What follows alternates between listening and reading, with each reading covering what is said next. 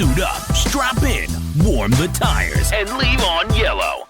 Time for the MitsuTimes podcast. Presented by MitsuTimes.org, the home of the fastest Mitsubishi cars. With your host, Josh. Hey, what's going on, guys? It's Josh with MitsuTimes. Today, my guest is Kevin Collins. He is the winner of the 30th annual Shootout Street 32 class. How are you doing today, Kevin? Pretty good, man. How about yourself? I'm great. You put on a great show at the Shootout. It was so close right there at the end with you and Brandon. I was like, oh, this is going to be a good race. Yeah, I knew it was going to be pretty close just because I helped Brandon build the wiring for the car. And, we've shared data logs back and forth. And the cars minus like one or two little pieces are identical. Oh, really? I didn't realize that. Yeah, the only true difference between them was the turbo and the cams. Wow, that's incredible. And no wonder it was a close race. Yeah, it was like I was racing myself. And plus, you and Brandon have been doing it for so long, been racing for so long. I mean, it's not like you had an amateur in the lane next to you. No, he is a legit racer, and I knew it was going to be a very tight race, and he did an amazing job. Yeah, it was, I mean, one of the best finals. Sometimes that class does have good finals, but that was definitely one of the best ones in recent memory. Yeah, whenever you watch a video of it, you can't tell the difference in sound between the two cars because the shifts are happening at the same time. That's all. I got to go back and rewatch one just to pay attention more to that. That's amazing. It was awesome. It was quite an adrenaline rush. So, Kevin, why don't you tell us about the setup on your beautiful white 1G? So currently, it's a 2-liter long rod engine with a set of Vader V3 rods in it from Darren at FFWD. A set of Manley Turbo Tough pistons. It's a full fill block with a welded deck cylinder head. A set of Kelford 272R camshafts with SuperTech dual valve springs. A JM Fab intake manifold. It does run FuelTech 320 pound an hour injectors, FuelTech FT600 ECU, and a built automatic transmission with, I have Darren Thomas's modified drum, and just Andrew Welling did the shift kit in it at PAL Performance. Oh, nice. And the rest I built myself. That's killer. And it has the Apex 6469 on it. So the only difference is Brandon has the old Kurt Brown head. Yeah, he has that. I have one that I did myself. I ported it and everything. And yeah, he has the old Kurt Brown head. We had a couple of those here, but sadly over the years with mishaps and stuff like that, they ended up getting put out of service just because the deck height was getting too low. Yeah. I'd love to have one just put on display, I think. The weird thing is the radiator in my car is from Kurt. Oh, really? Yeah, because Kurt was local to us. He was maybe 45 minutes away. That's right. And I used to drive down there and pick up parts off him when he would take it off of his car and sell it. And the radiator in my car is actually Kurt's old radiator. That's so cool. Man, that's cool. So, Kevin, why don't you tell us what it is that got you into the 1G in the first place? I mean, the first thing I remember about him is, like, I was a kid. It was probably, like, 1990 or 1991, so I'm kind of showing my age there. But I remember the commercial where they were, like, painting the diamond, and then at the end it, like, flashed to the red Eclipse, and it did, like, the all-wheel drive burnout in the sand. Oh, yeah. And, like, I always thought it was cool. I was like, man, that's a pretty cool looking car. But the real reason I ended up getting into him and had one is when I got my first DSM back in 2001. So back then the 2Gs were still relatively new, and they were expensive. So I ended up getting a 1G just because it was within the budget. And I mean, admittedly, I do like the body style of the 1G better than the 2G nowadays, just because it has like those 1980s, early 90s like styling lines that I really like. There's just something about the way the 1G looks. It's like it takes you back. Yeah, because to me, like the 2Gs look good, but they look like more of a show car. Like their body lines and everything, like they're beautiful cars. But to me, the 1G looks like more of a race car, I guess you could say. They look like they just have that look that they're fast. Pointed at the front, made for speed. Yep, and like the wing being flat off the back, like it just has that look. So what was this car that you have now? How long have you had it? I've had this car since 2004. Oh, wow. So what was this one like when you picked it up? This was actually Jared Early's old car. Oh, no shit. So when he built the Conquest, he got rid of this car, and it actually went to another friend of ours first. It was a bare shell, so he put a wiring harness and his motor and all the stuff in it, and he ended up losing interest and wanted to get rid of the car, so I picked it up. Wow. So this thing's been around for a while. Yeah, I remember this car when Jared got it back in it was probably 2000 or 2001. And, he pulled it out of a junkyard and he fixed the body panels and stuff on it. And he actually raced it for a number of years until he built the Conquest. Man, that's so cool. You got the coolest hand-me-downs, if you will. Yeah, I mean, the car's been around forever and it's just, progressed and been changed. And I was lucky to have a bunch of people in the area that were pretty big into it. Like I said, we had Kurt, and he would always just do stuff with basically nothing, like the small turbo records and stuff like that. And he kind of would tell you and show you what to do efficiency wise to make stuff work. And I don't know if you remember John McCrite. Name sounds familiar. He was an older gentleman. Like when I met him, he was probably in his early 70s, and he drag raced in Eagle Talon. Wow. And he was pretty awesome. The automatic transmission that's in my car was actually purchased from him years and years and years ago. Wow. And he ended up passing away a couple years ago, but he was a pretty awesome guy. You got puzzle pieces from all over. Yeah, there's a bunch of pieces thrown together in there, so So the car was originally a 5-speed, like all of them were. Yeah. Well, most of them. Most of the all-wheel drives for sure. I had to swap it over at the time when I did it. The budget just didn't have PPG dog box in it, so that was the route I went. Smart man. So after you picked this up from your and Jared's mutual friend, did you have any goals in mind since Jared had raced it before? Not really. I mean, at first it was just kind of to get it running, because at that point I had a front-wheel drive Laser that I drove around. It was a turbo Laser, and it actually wasn't slow for the time. It went 12.6 on a 14B back in 2004. Damn. So it was a fun car, and so I pieced it together. And the first time I actually took it to the track as an all-wheel drive car, it actually ran the same identical time and went 12.6. And at this point, DSM Link wasn't available for the 1Gs at that point. So I was using a TMO chip with a math translator and a Super AFC and a Palm Pilot to data log it. Jeez. So and then obviously it progressed from there. Those were the days, huh? Oh yeah, they were the dark days, but I feel that some of that stuff helped me more than the guys these days. If they jump into the platform pretty new, they have so many options available to them, and it's kind of easy if you want to say it that way in comparison to what we had to do 20 years ago. Yeah. You kind of had to learn how to tune a little bit. Yeah, you kind of had to understand some of the small details, especially of how the stock ECU worked, to not wipe the head gasket out every couple minutes. Yeah.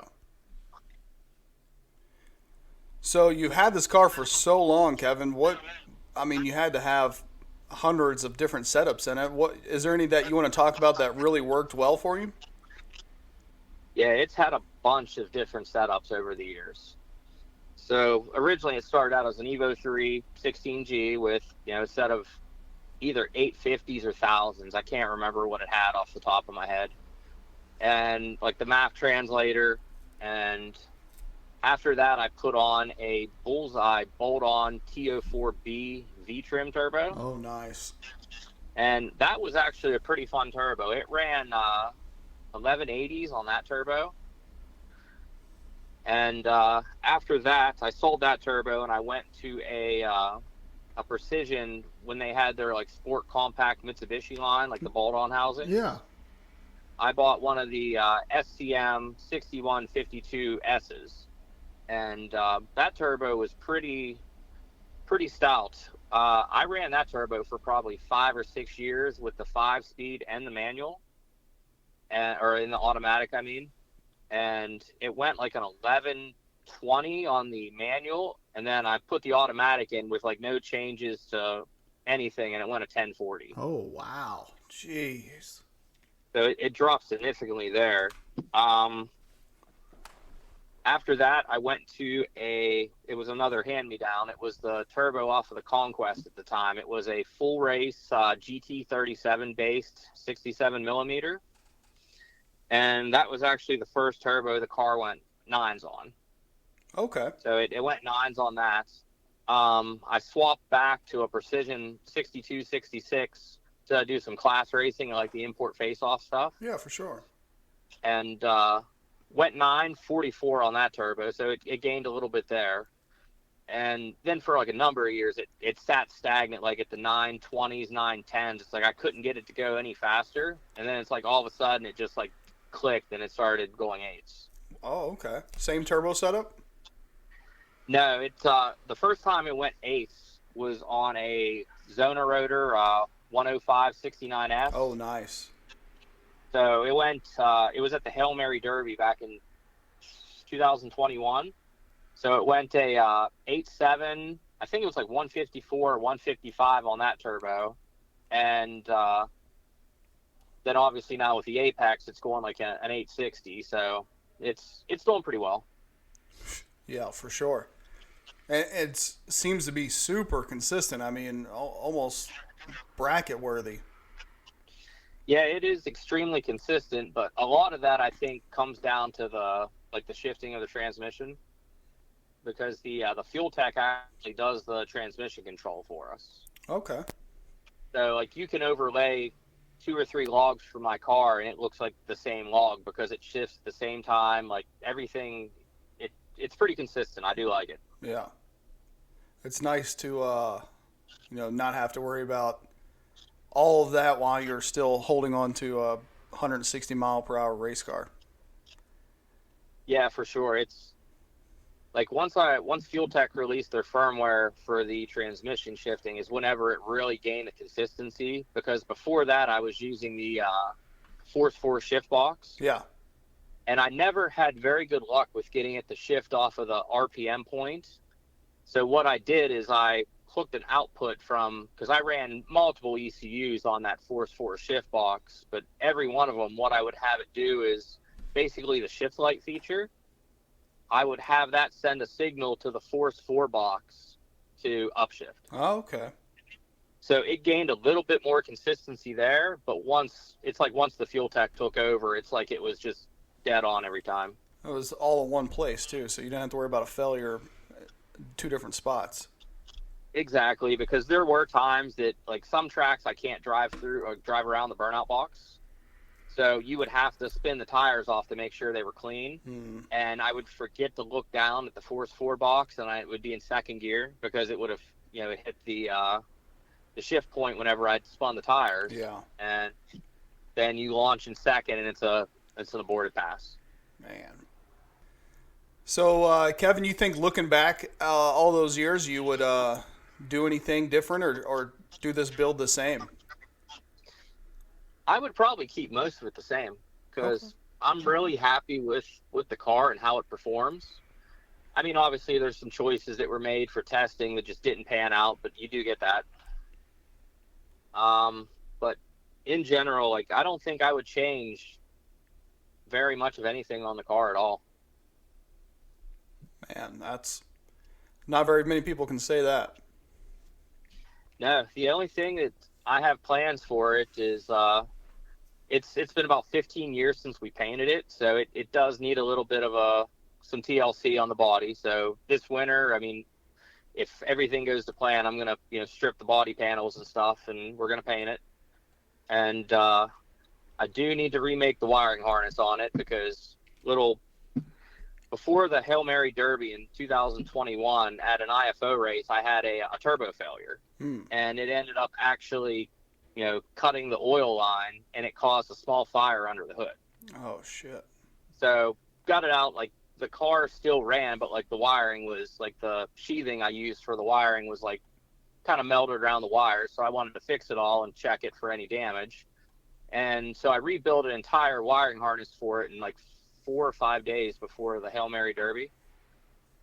And there's some things I do want to change because obviously with the time frame I had to make some concessions, had to cut some corners, right, like where I routed stuff and how I did stuff on the inside. So that's on the plan this year too. I want to pick up the new Fuel Tech FT700 when it comes out, and I figure that'll be a perfect time to remake a wiring harness for it. That really works out. Yeah, it's almost like it's the plan. It's like they're going to come out with it, and I'll be able to make a harness for it at the same time. So they're helping you out. They are definitely going to help me out. Wink, wink. So, are you going to stick with the white, or are you going to paint it a different color? I'm going to keep it white. The only thing I'm probably going to change is I like the factory look with the black roof. Mm-hmm. And the reason it does, I was going to have the black roof on it, but it used to be kept at my parents' house back when I was in high school and college. Mm-hmm. And there was actually a storm that came through, and it dropped a tree limb on the roof of it. Oh, jeez. So at the time, my bodywork skills weren't 100% up to task. And so we had to paint the roof white because we couldn't get it straight enough. But now with Jared being as good as he is at the bodywork and such, we can make it so it's black again. That's awesome. I love I think one thing that stands out about your car is the kind of wraparound wing where it comes all the way to the mirrors black. I love that. Yes, I do like that. That's the one thing I wanted when we painted it originally, was I wanted that to be all black, and I wanted the roof black as the panda look or whatever they call it. But yeah, it's hopefully this winter we can get it to where it's where I want it body wise. Hell yeah. Well, Kevin, after I guess it's stupid to say because you did just win the Street 32 class, but what is it about this car that motivates you to keep going and to keep pushing it? I think the only way I can describe it, it's almost like a sickness. So like it's an addiction. The first time I ever went drag racing was back in 2002. And my first quarter mile pass I ever ran was a 16.4. And I loved it. It was the most fun thing in the world to be able to pull up in the burnout box and do a burnout. Absolutely. Even though it was slow, like, it was exciting to you. And I think that's what it is over the years, it's never actually lost that excitement. So, like, World Cup's coming up next week, and I'm already starting to get, like, antsy about going, like, excited and kind of nervous, not knowing what's going to happen. So I think that's what it is. It's just the adrenaline, like the adrenaline, and that's really all it can come down to. Yeah, and if somebody out there, if you think you have a 16-second car, you're afraid to go to the track, believe me, that 16 seconds is going to feel like a 7-second pass. I mean, you're just going to be blown away with it.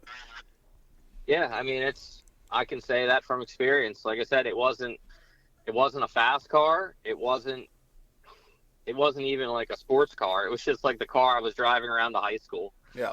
But it was like so exciting. And then, here it is 21 years later, and I'm doing this. So it definitely, you can build from it. Doesn't matter what you have or what your goals are. Eventually, if you stick to something, you're going to get there.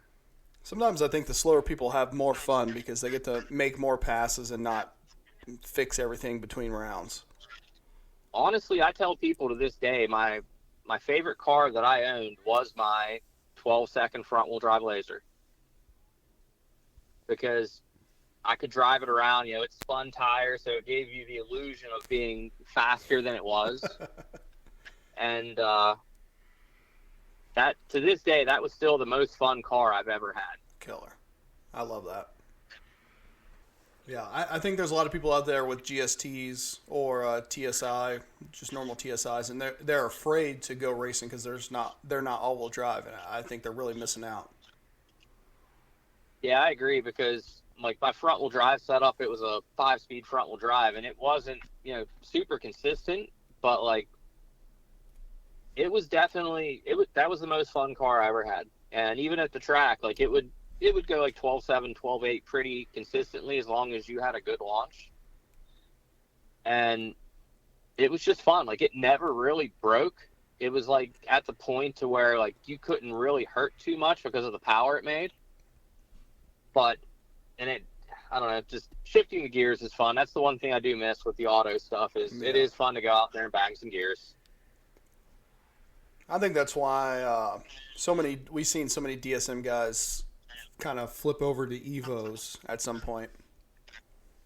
Yeah, the Evo it does have way more options. The only thing I don't like about the Evo is how the center diff is part of the front diff, like the axles go into it, so you can't weld it. And that's why you get those launches. But it looks like those guys are starting to get that figured out pretty well. Like some of those Evos, like the guys from RRT, like those things are flying. Oh yeah, they're rocket ships for sure. I love watching those cars go. Like it's exciting. I think that's why I like the stick shift class at like World Cup and the different races, because like it's a blast. Those guys are going down there with 2,000 horsepower and just trying to like row the gears, and it's just so much fun to watch. For sure. Yeah, this is going to air during World Cup, and I'm telling you, if you're not here with us, you are completely missing out. Yeah, it's a different event altogether. Like, unless you're there, it's hard to explain exactly like the atmosphere. And like at night after the qualifiers, like you can walk or ride through the pits, and there's 15 people putting a motor in and another 15 pulling out transmissions, and it's a different world. Yeah, people are literally in the pits putting together 1,000 horsepower engines. I mean, I've never seen anything like it. And the sad part is I have all the stuff lined up to where if I have to do it, that I can do it. I mean, I hope I don't have to. Knock on there's no wood in here, but knock on something that I just don't have to do that, but I'm prepared to do it if needed. Well, let's hope not. We didn't have Mitsubishi didn't have a good showing last year, so let's hope we can all stay together this year. Agreed. This episode of the MitsuTimes podcast is brought to you by Six Sigma Dyno Tuning. Kevin Jewer has been tuning his own 7-second quarter-mile race car, as well as many other single-digit quarter-mile record-holding cars for over 20 years. He has tuned many different platforms, from DSMs, Evos, and many more. Kevin has also had his hands on almost every tuning software available, from Haltech to ECM Link and everything in between. He also provides pro trackside tuning at Ozark Raceway Park. Find out more about his services at sixsigmatuning.com. So, Kevin, what are your goals for next year with this car? I mean, we're airing this the day of World Cup, so I think for most of us, racing season's pretty much over now. So, what do you want to accomplish next year? Well, this year I wanted to make it into World Cup, which I did, so I'm happy about that. But I think for next year, what my goals are going to be, I want to try to obviously get a little bit faster. But, I mean, my ultimate goal is I do want to try to win the Mean Street class at World Cup. Hell yeah. Which I'm hoping with a couple different things, like the new Circle D torque converters and stuff like that it'll help with the ET in mile per hour. But I mean, long-term goal, I would like to win that class just because it's like on a world stage, and I don't think, to my knowledge, that a Mitsubishi has ever won that class. Yeah, I don't think so. So I would like to do that just to try to validate the platform a little bit more, even though it seems like the rules are kind of biased towards it sometimes. Yeah, I agree. But it is what it is. You just the rules are there, and you gotta play by them, and we'll see if we can figure out something to make it run with them, which I think it's going to run with them anyways. But some of those Hondas, with the weight they are killers. Yeah, it's the variety at World Cup that really kills you. I mean, you can hope to beat one car or another car, but to beat them all, that's huge. Yeah, I mean, if I would have to say there's a long-term goal with the car, that would be it. Hell yeah. I mean, the ET and stuff like that, like, it comes with the winning, but, like, if I would win and run a 9-second quarter mile, I wouldn't care. Yeah. Yeah. That's awesome. Yeah, I it's the rules are one of those things where it feels like they lean towards one type of car, and it sucks, but it's just something, like you said, we got to play within the rules and make the most out of it. That's it, and I get to mess with a bunch of different platforms out here at the shop, and, like, the Hondas, once you do, like, that 80-20 weight bias with the extended wheelbase, and they hook, like, you know, they'll low 1.4, high 1.3, 60 foot, and then they'll back half you by 30 miles an hour on the back, so... Like I said, that they're killers once you do the right stuff to them. And, another thing that would be awesome about you winning Mean Street, not only would you obviously win it, and that would be amazing for you in the shop, but also even within the racing community. I mean, we see normal people who don't know what a DSM is, and that's probably to be expected. They're getting old now, but, winning at the World Cup finals, people would be like, oh, shit, what are these things about? I got to look into one, maybe pick one up. Yeah, because, I mean, a lot of people, like, if I drive it in the town every once in a while, which from time to time we do, and people ask me if it's a 240, is it this, is it that? They have no clue what it is. Right. Yeah, the DSMs are getting to that age.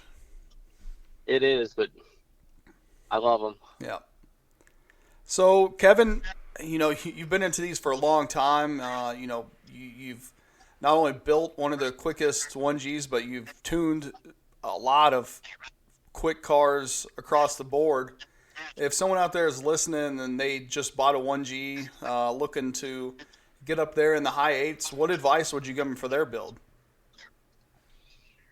I mean, pretty much, like you said, if you have that goal, the first things are the basics. You just have to make sure that the chassis is ready to go. Bushings, suspension, like all the safety things, because I've seen people, make 600-700 horsepower, and you go and you can see the control arms buckling around because the bushings are blown out. So that would be the basics. Like, make sure that it's safe. Make sure you have a cage in it that's capable of handling a wreck if you would happen to wreck at those type of speeds, because anything can happen. Bushings, suspension. The next big thing would be the wiring, because they're getting older. They're 30-some years old now at best. And that factory wiring, it's brittle, it's old. So start fresh, have someone make you a harness, or, if you like that kind of stuff and like to learn, watch a couple classes online. There's a bunch of people that offer those classes to show you how to make a harness, how to branch them, how to sheathe them and label them, and do it yourself. Like, the first time I put one in was probably 2006, because at that point, DSM Link didn't offer the speed density. And it was just so hit or miss with the MAF translator, because, like, you used to have tunes for 60 degrees, 70 degrees, 80 degrees, because the air temp was locked in the MAF translator. And so the first time I did it, it took me almost 9 months to put it in and, like, get it running and all that stuff. And I fought little issues and I figured it out. And I mean, sometimes I kind of recommend that if you want to learn, just, like, get into it, figure it out, and then if you have questions, then ask somebody that's done it a couple times, and 9 times out of 10, most people will give you answers on it. Yeah. But that's the second thing, like, just make sure your wiring and everything is okay, because I've seen a couple catastrophic failures come up from, the cam sensor losing sync, or, an injector wire that's barely making connection, and, it loses connection at 40 pounds of boost and wipes out the motor. Like, that's that kind of stuff. And then just make sure you build the motor to the intent that you want to use it. Like, if you're going to throw a set of Eagle rods in it and a set of, off the shelf JE non 1400 pistons, don't try to make 1,000 horsepower, because you're not going to end up with the result you want. Yeah. So it's I guess it's probably one of those things, like, if you want to go that speed and you don't want to progress through the stages and learn, it's probably buy once, cry once. Yeah. I mean, we've heard that advice on here multiple times, and I still think people want to learn the hard way, it feels like. Yeah, which, I mean, I've learned the hard way. I went through dozens of setups and learning, and it was a good experience. But if you want to try to circumvent all the non-fun stuff and, get to where you're having fun, that probably is the best advice, is buy once, cry once. Yeah. Buy something that works and is going to last. I feel like, one thing that a lot of people don't do, because the DSM community as a whole is very transparent. You could call up Aaron Gregory, Rich Ong, you could find out what their setup is. And I feel like people try to go their own route for whatever reason and do their own thing, and then it doesn't work, and then we see a part out, or we see them sell the shell. It's happened over and over again. Oh, I agree. I mean, like you said, I've bounced ideas off of a lot of those guys, Aaron, Jake Montgomery, like all those guys. If you have a question, they'll give you the answer. And same with me. A lot of times if people ask me a question, like, I'll give you the answer. Like, there's really nothing to hide in all of it. It only helps everyone to know a couple of the little tricks. For sure. And, it's one of those things where, it takes the community to make the community even quicker. We're all going to stagnate if we just hide all the tips and tricks from each other. That's it. I mean, it's, especially with the internet the way it is now, like, you can find pretty much anything you want, but there are a couple little things that still are secret. Yeah.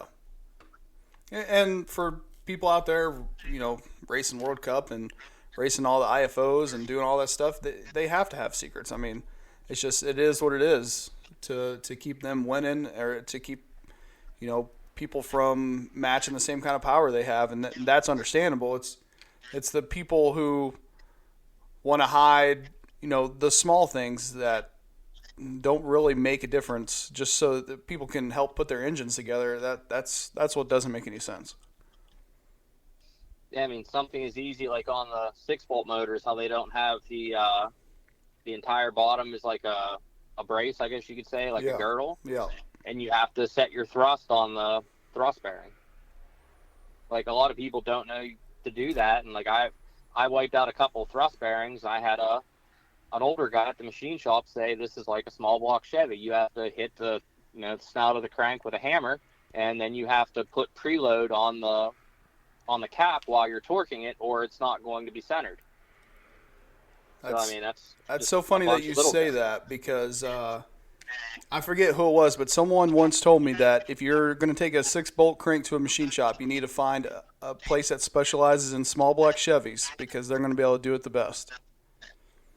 Yeah, that's a lot of the places around here. That's what they worked with, and we have a really good machinist around here. He's actually he does like pro stock Harley bikes. Oh wow! And he actually has one of the fastest Harleys in the world, and like he makes his own cylinder heads and stuff like that. So we're really lucky to have him local.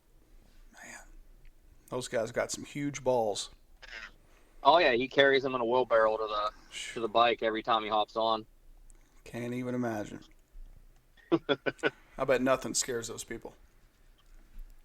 No, I mean, it's probably the same thing as getting in a car. Like, once you do it 2 or 3 times, it's just nothing. Used to it. Yeah. So we know this isn't your first Mitsubishi. You had that front-wheel drive Laser. Is there any other Mitsubishis that you've had in your life? Do you want to talk about? I've had two of them. I had two front-wheel drive Lasers. Okay. So my original one I bought in, I want to say it was the summer of 2000, 'cause that's when I got my license. And then my second one I got in 2004. Oh, wow. So I had three of them, including the car I have now. Man. Does any part of you kind of want to get another front-wheel drive just to have a little more streetable car? I thought about it, but one DSM is enough for me. I do have a Mazda rotary that I'm putting back together. It's an 88 Turbo 2, and that'll be more than enough. That'll make my Talon look reliable. So I have more than enough fun on my hands. You got a full plate. Can't add another DSM. No, I can't add another DSM. If I have two DSMs and a rotary, I'm going to be in the poorhouse. You're gonna have to get a third job. Yeah, I'm gonna have to figure out a way to start making a bunch of money to keep putting rotary engines in it. So, Kevin, like I said earlier, this is going to air during World Cup racing season's pretty much over for us. What events can we come out and see your car in action in 2024? I'm going to do quite a few of the local IFOs next year. I want to say there's 3 or 4 in this area between National Trail out in Hebron, Ohio, and Dragway 42. And normally we head down south to the Rockingham one because that track's pretty nice. Rockingham is an amazing track. We'll do the DSM shootout, obviously. That's a staple. Yep. And then, if all the cards align again, hopefully World Cup. Oh, yeah. Take home that big check at World Cup. Yeah, if I would win that check, I would probably, you'd have to bail me out because I'd go insane in that place. Hell yeah. Look forward to that. I hope. If it happens, just watch out there. You'll see me somewhere. See your mugshot somewhere. Yeah, I'll be smiling the whole time.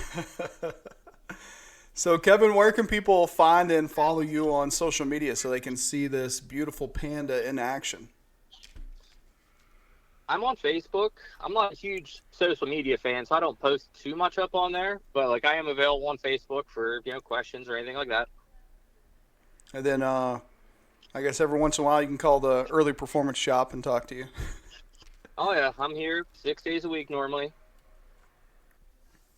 So, Kevin, at the end, I always give people a chance to give a shout-out or a thank you to anyone who's helped them get where they are, get their car where it is. Is there anybody that you want to give a thank you to? Yeah, obviously, Jared here at Early Performance. Without him, none of this would probably even exist. Chances are very slim of that. So I got to thank him and his brother Justin and just all of our friends throughout the years that have helped us with stuff. There's been multiple people, always willing to throw a hand in to get the car ready or, tear it apart if there's a problem. Kigley with all of his drivetrain parts and, the 12-1 crank sensor and all the data that he has for these cars that everyone's looked at over the years and implemented into their car. The pickup mod, all that stuff. That guy has been a godsend for the platform, and for sure. I thank him. I don't get to talk to him a lot directly, but a lot of the stuff he's done has helped me a lot, especially with trying to interpret what's happening with the car. So I thank him, full-heartedly. Darren at FFWD, he builds some good connecting rods. He's always available for a question or anything like that. If you need a set of bearings that are already drilled for the spin pin, anything like that, he'll answer instantly and you have whatever you need. And the guys at Fuel Tech, I can't thank them enough either. Any time that I have an oddity pop up or a strange question, which admittedly is few and far between with them, but every once in a while you do get something strange that it helps to bounce off of somebody that deals with it every day. Yeah. And Garrett Chashin and Cameron Lorman, the tech support guys at Fuel Tech, you can message them at 10:30 at night on a Saturday if you're having an issue, and they will get back to you. That's awesome. I wouldn't suggest it if you don't have like a little bit of a relationship with them, but like those guys are top notch, and I can't thank them enough over the years for all the questions I've had that helped me understand the logic of their platform. And besides that, just friends, family, anyone that's ever helped, I appreciate them all.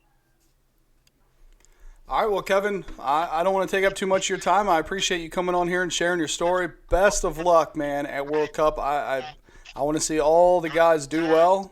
I think you're the only DSM in Mean Street this year. Jason from Booston's in there. Oh, yeah. Jason. Yep, in the Evo. Yeah, in the blue Evo. Yep. Well, so good. it's pretty much me and him versus like 32 Hondas and a random G8 and maybe a Volkswagen. Well, hopefully it's you versus Jason in the final. I'd love to see that. I would want nothing more. Hell yeah. Well, Kevin, I'll see you next weekend, and I'll talk to you soon. Sounds good, man. I appreciate it. Yes, sir. Thank you for listening to the MitsuTimes podcast. Check out our Instagram and Facebook for daily updates. Get added to our list by going to MitsuTimes.org and clicking Submit a Slip. Thank you to all of our sponsors.